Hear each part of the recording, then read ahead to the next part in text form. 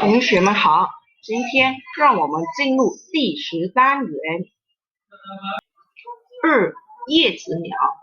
公园里，风轻轻吹，树叶轻轻地飘落。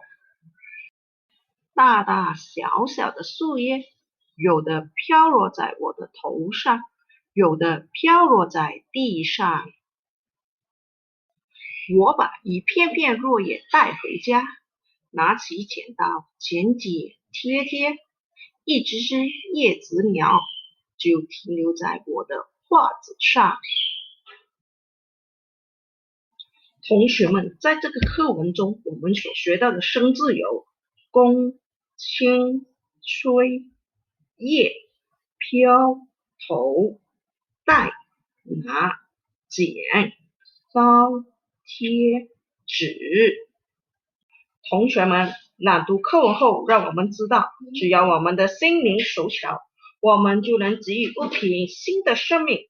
就如课文中所写的，把一片片的落叶制作成一只只可爱美丽的叶子鸟。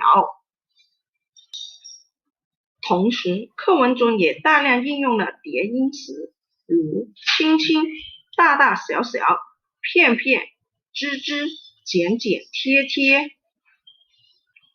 朗读课文后，相信同学们对这个课文已经有所了解。